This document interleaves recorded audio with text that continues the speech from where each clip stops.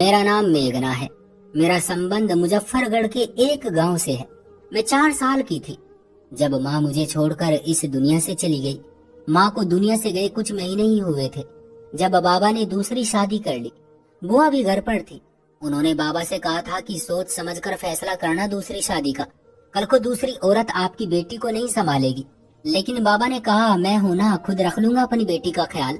मेरी सौतेली माँ शुरू के कुछ दिनों तक मेरे साथ ठीक रही, लेकिन आहिस्ता आहिस्ता उन्होंने अपना रंग दिखाना शुरू कर दिया। मेरी सौतेली माँ मुझे बात बात पर मारती। मैं भूख से रोती रहती। सही कहते हैं, माँ तो वही है जिसने जन्म दिया होता है। सौतेली माँ तो किस्मत वालों की अच्छी होती है। मेरे नसीब तो उसी दिन से खराब होने शुरू हो गए थे जब मेरी माँ इस दुनिया से चली गई। मेरी सौतेली माँ ने आते ही बाबा के कान भरने शुरू कर दिए थे। उनकी बुआ जी से भी नहीं बनती थी, इसलिए रोज रोज माँ और बुआ जी का झगड़ा रहने लगा। मेरी सौतेली माँ ने बाबा से कहा कि मैं एक ही शर्त पर यहाँ रहूंगी, अगर वो अपनी बहन की शादी कर दे, क्योंकि माँ जो करती थी बुआ जी उनको आड़े हाथों ले लेती थी और इसीलिए माँ चाहती थी कि उनको कोई रोकने टोकने वाला ना हो, वो अपनी मनमर्जी करे। फिर बुआ जी की शादी कर दी गई। इसके बाद बुआ कभी घर नहीं आई। बाबा तो दूसरी शादी के बाद ये भूल गए कि उनकी पहले से एक बेटी भी है। मेरे 2 सौतेले बहन भाई थे। मेरी सौतेली माँ हर वक्त उनके आगे पीछे रहती, लेकिन मुझे कभी नहीं देखा, ना पूछा कि किस हाल में हूँ। मेरी सौतेली माँ मुझसे अपनी और अपने बच्चों की सेवा करवाती। मैं 10 साल की हो चुकी थी, लेकिन अभी तक स्कूल का मुंह तक नहीं देखा था। बाबा तो मुझे ऐसे भूल गए थे कि मुझे स्कूल भेजना भी उन्हें याद नहीं था। मेरी सौतेली माँ ने एक दिन सुबह सुबह मुझे दुकान पर अंडे लाने के लिए भेजा।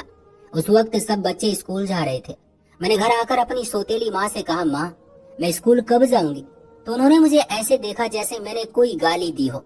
वो कहने लगी, बहुत तो शौक है तुझे स्कूल जाने का, तू स्कूल जाएगी तो घर के काम तेरा बाप करेगा। चल जा, जाकर कपड़े धो और घर साफ कर। मैं रोती हुई सारा काम करती रहती।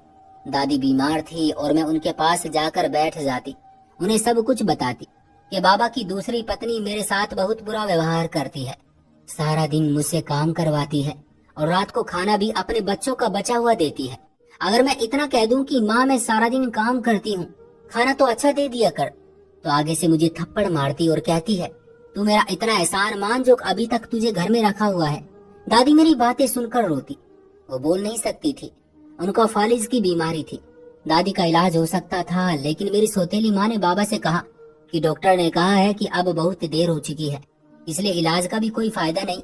बाबा भी वही सुनते और देखते थे जो मेरी सौतेली माँ उन्हें दिखाती और कहती। अगर बाबा खुद डॉक्टर से बात करते, दादी को दिखाते, तो आज दादी बिल्कुल ठीक होती। एक दिन बाबा बाहर किसी दोस्त के पास बैठे थे और उनके कमरे का दरवाजा खुला हुआ था। मैं ऐसे ही दरवाजा खुला देखकर बंद करने गई तो सामने मेरा छोटा भाई बाबा के कमरे में अलमारी से कुछ चुरा कर भागने लगा। सामने मुझे देखकर शोर मचाने लगा कि माँ बाबा आकर देखो, दीदी चोरी कर रही है आपके कमरे से। उसने चुराए हुए पैसे मेरे हाथ में रखकर मेरे हाथ पकड़ लिए। माँ ने आते ही मुझे मारना शुरू कर दिया और बाबा को भी बुला लिया।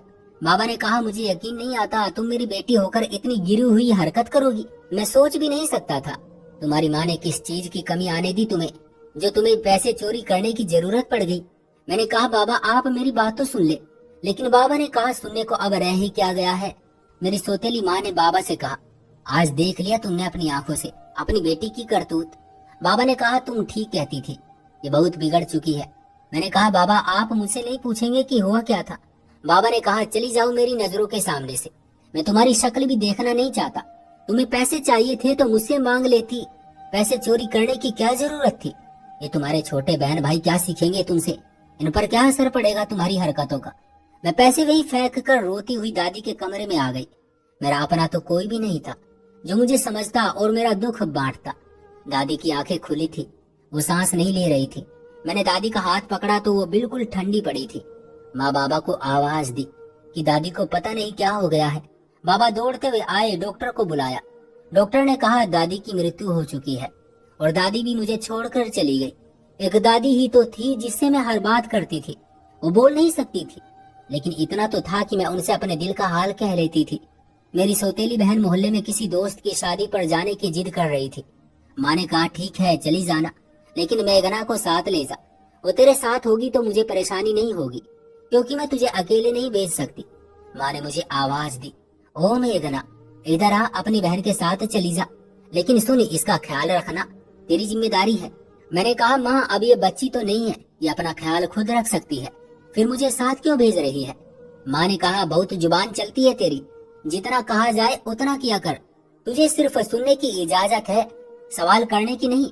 फिर मैं अपनी बहन के साथ उसकी दोस्त की शादी पर चली गई। रात बहुत हो चुकी थी। मैंने उसे कितनी बार कहा कि माँ इंतजार कर रही होगी, बहुत देर हो चुकी है, लेकिन मेरी बहन नहीं मानी और रात के 11 बजे हम घर आ गए। घर पहुंचे तो बाबा सामने आंगन में ही बैठे हमारा इंतजार कर रहे थे। मेरी बहन फौरन कमरे में चली गई और बाबा ने मुझे रोक लिया। बाबा ने कहा किससे पूछकर घर से बाहर गई थी, तुम तो बड़ी हो, तुम्हें करना चाहिए कि अपने छोटे बहन भाइयों को समझाओ, उल्टा तुम खुद उनको लेकर इतनी इतनी देर तक घर से बाहर रहती हो। मैंने कहा बाबा मैं जाना नहीं चाहती थी, माँ ने खुद भेजा था। और तभी माँ भी आ गई और कहने लगी हाय राम, कितनी झूठ बोलती है, मैं क्यों जवान लड़कियों को किसी पराई शादी में अकेली भेजूंगी। फिर माँ ने बाबा से कहा अभी कह रही हूँ, अपनी बेटी को समझा ले, अगर मैं कुछ कहूंगी तो सब मुझे ही बुरा भला कहेंगे कि सौतेली माँ है इसलिए बेटी पर जुल्म करती है। मैं तो ऐसे ही बदनाम हूँ, लड़की के खुद के अच्छे काम नहीं है। मैंने कहा माँ आप झूठ बोल रही हैं, आप जानती हैं मैं घर से बाहर नहीं जाती, आप छोटी को बुलाकर पूछ ले, वो बताएगी कि मुझे माँ ने उसके साथ भेजा था। माँ ने कहा अच्छा ये बात है, चलो तुम्हारा ये शौक भी पूरा कर देती हूँ। माँ ने मेरी छोटी बहन को बुलाया और बाबा से कहा लो खुद ही तसल्ली कर लो, पूछो इससे किसने भेजा था शादी में। बाबा ने जब मेरी बहन से पूछा क्या तुम्हारी माँ ने इजाजत दी थी पराई शादी पर अकेले जाने की, उसने कहा नहीं बाबा दीदी झूठ बोल रही है, उसने कहा था कि माँ को पता नहीं चलना चाहिए और मुझे भी साथ ले गई। माँ ने कहा बस हो गई तसल्ली या कुछ और भी पूछना है। मैं हैरत से अपनी बहन को देख रही थी। बाबा ने मुझे कहा आज के बाद अगर तुम घर से बाहर गई तो तुम्हारी टांगे तोड़ दूंगा। मैं रोते ही कमरे में चली गई। इतना कुछ हुआ था लेकिन बाबा ने कभी भी मेरी बात नहीं सुनी, कभी मुझे समझने की कोशिश नहीं की और आज भी मेरी सौतेली माँ जीत गई। मैं तो सोच भी नहीं सकती थी कि मेरी बहन भी मेरे साथ ऐसा करेगी। मुझे अब समझ आया था कि माँ ने इसीलिए मुझे साथ भेजा था कि जब बाबा पूछेंगे तो सारा इल्जाम मुझ पर डाल देगी और खुद हमेशा की तरह अपने आप को बाबा के सामने अच्छी साबित कर लेगी। मैं चीख चीख कर रोना चाहती थी, मेरे साथ ये सब क्यों होता है, मैं कुछ करती भी नहीं और कसूरवार मुझे ठहराया जाता है। कुछ दिनों से मुझे अपनी बहन पर शक हो रहा था कि उसके पास मोबाइल है। मुझे फिक्र होने लगी कि कहीं ये कोई गलत काम ना कर बैठे। मैं अपनी बहन को समझाना चाहती थी कि वो कोई ऐसा काम ना करे जिससे बाबा का सर शर्म से झुक जाए। जब उसके कमरे में गई तो वो फोन पर किसी से बात कर रही थी। मुझे देखते ही उसने फोन बंद कर दिया। मैंने कहा देखो छोटी, तुम जो कर रही हो ये सही नहीं है। उसने कहा कि दीदी आप अपने काम से काम रखें, मैं अच्छा बुरा समझती हूँ, बच्ची नहीं हूँ मैं। अकेली बैठकर सोचती रहती कि मेरी भी क्या जिंदगी है। बचपन से लेकर अब तक जिनकी सेवा करती रही आज वही मेरे दुश्मन बने बैठे हैं। मेरी सौतेली बहन जिसे मैं इतने प्यार से उठाई फिरती थी वो आज माँ की तरह अपना सारा गुस्सा और काम मुझ पर डाल देती है। बाबा मुझे कहते रहते कि तुम ऐसी हो इसलिए तुम्हारे छोटे बहन भाई भी तुम जैसे बन गए हैं, जबकि मैंने तो कभी ऐसा कुछ किया ही नहीं था। बाबा ऐसे क्यों थे, वो किसी पर इतना अंधा भरोसा कैसे कर सकते थे, और भरोसा भी ऐसा अंधा कि कभी बेटी की बात सुनने समझने की जरूरत ही महसूस नहीं की। मैंने जब जब बाबा से कुछ कहना चाहा मेरी सौतेली माँ उसी वक्त मुझे बाबा से दूर कर देती, किसी न किसी काम में उलझा देते कि कहीं ये अपने बाप से हमारे बारे में कोई बात ना कर दे और इसका बाप अगर इसकी सुनने लगा तो हमारा यहाँ रहना मुश्किल है। इसलिए वो कुछ ऐसा करती जिससे बाबा मुझसे दूर होते गए और इतने दूर हो गए कि सामने होते हुए भी मैं उनको नजर नहीं आती थी। एक दिन कपड़े धो रही थी जब मेरी बहन तेजी से मेरे पास से गुजरकर सीढ़ियां चढ़ती छत पर चली गई।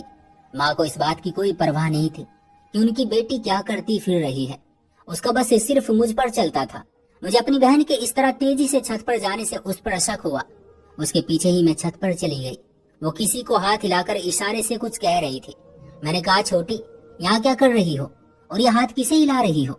मुझे देखते ही उसके चेहरे का रंग उड़ गया और उसे पसीना आने लगे। उसने कुछ घबराते हुए कहा दीदी कुछ नहीं, वो नीचे बच्चे खेल रहे थे उनको हाथ हिला रही थी, वो मुझसे नजरें नहीं मिला रही थी। इतना कहकर वो छत से नीचे चली गई।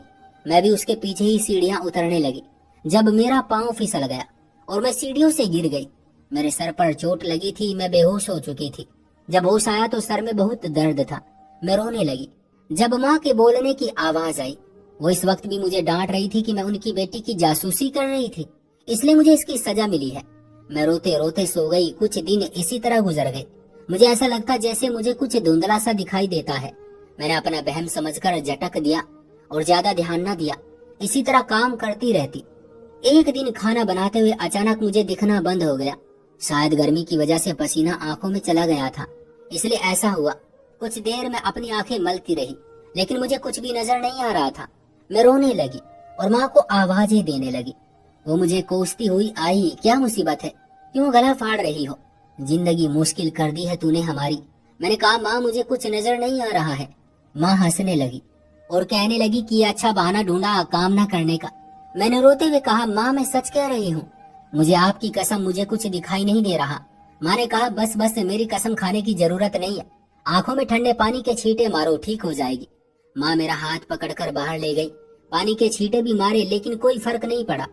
फिर माँ मुझे गांव में एक डॉक्टर जो 3-4 घंटे के लिए अपने क्लिनिक पर बैठता था उसके पास लेकर जाने लगी। रास्ते में आगे से बाबा भी आ गए। बाबा ने मुझे देखकर कहा क्या हुआ है मेघना को, ये रो क्यों रही है। माँ ने कहा कुछ नहीं बस ऐसे ही, इसकी तो आदत है छोटी से छोटी बात पर रोने की। आप अंदर जाइए मैं इसे डॉक्टर को दिखाकर लाती हूँ। बाबा ने कहा नहीं तुम रहने दो मैं जाता हूँ। बाबा मुझे लेकर डॉक्टर के पास गए। उसने कहा जब इस बच्ची के सर पर चोट लगी थी मैंने तभी कहा था कि इसे आगे और धूप में नहीं जाने देना, क्योंकि मुझे इस बात का पता था, लेकिन आपने मेरी बात पर ज्यादा ध्यान नहीं दिया। बाबा ने कहा क्या मतलब, क्या हुआ है मेरी बेटी को। डॉक्टर ने कहा इसकी नजर काफी कमजोर हो चुकी है, अब आपकी बेटी को चश्मा लगेगा, उससे ये साफ देख सकेगी। बाबा परेशान हो गए। फिर बाबा ने डॉक्टर से पूछा आपने किससे कहा था इसकी देखभाल करने का।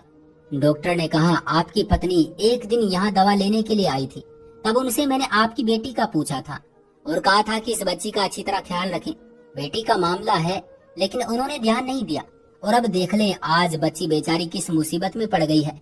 फिर बाबा मुझे लेकर घर पहुँचे तो माँ ने मुझे चश्मा लगाए देखा तो कहने लगी बस मैंने कहा था ना ये नाटक कर रही है, इसे चश्मा लगाने का शौक चढ़ गया था, इसलिए ये सब ड्रामा रचाया और चश्मा लगवा लिया। बाबा ने गुस्से से माँ की तरफ देखा और कहा ये सब तुम्हारी लापरवाही की वजह से हुआ है। मेघना की नजर कमजोर हो चुकी है, ये अब चश्मे के बिना साफ नहीं देख सकती। जब डॉक्टर ने तुम्हें बताया था सब, फिर तुमने मेघना का ख्याल क्यों नहीं रखा। माँ ने कहा डॉक्टर झूठ बोलता है, मुझसे उसने कुछ नहीं कहा। बाबा ने कहा बस करो जाओ और मेघना के लिए खाना लाओ और फिर इसे दवा दो। बाबा ने मुझे कहा मेघना कमरे में जाओ। आज पहली बार बाबा ने मुझसे ऐसे नरम लहजे में बात की थी। मेरी सौतेली माँ को बाबा का मेरे लिए इतनी फिक्र करना बर्दाश्त नहीं हो रहा था, इसलिए वो जल्द से जल्द शादी करके मुझे घर से निकालना चाहती थी। इसलिए मेरे लिए रिश्ता देखा और चट मंगनी और पट ब्याह कर दिया। मैं गांव की एक अनपढ़ लड़की थी, आज शहर विदा हो रही थी। दुल्हन बनी तो पार्लर वाली ने चश्मा ना लगाने दिया, हालांकि बगैर चश्मे के मुझे कुछ नजर नहीं आता था, ठीक से कुछ भी देख नहीं पा रही थी और विदा होकर ससुराल पहुंच गई थी। मेरा पति कमरे में आया और सारी रात मेरे साथ रहा, लेकिन अगले ही दिन मेरी सास ने मुझ पर बदचलन होने का इल्जाम लगाया और मुझे ये कहकर घर से निकाल दिया कि रात मेरा कोई आशिक मेरे साथ कमरे में था। मैं रोते हुए घर वापस आ गई और कुछ ही दिनों में प्रेग्नेंट हो गई, लेकिन उस वक्त मेरे कदमों तले से जमीन निकल गई जब अल्ट्रासाउंड रिपोर्ट के मुताबिक वो बच्चा मेरे पति का था। बाबा ने फौरन मेरी सास, जो कि मेरी सौतेली माँ की सहेली थी और मेरे बाबा के दोस्त की पत्नी थी, उन्हें बुलाया और इस बात का मुझे बाद में पता चला कि मेरी शादी मेरे बाबा के दोस्त के बेटे से हुई थी।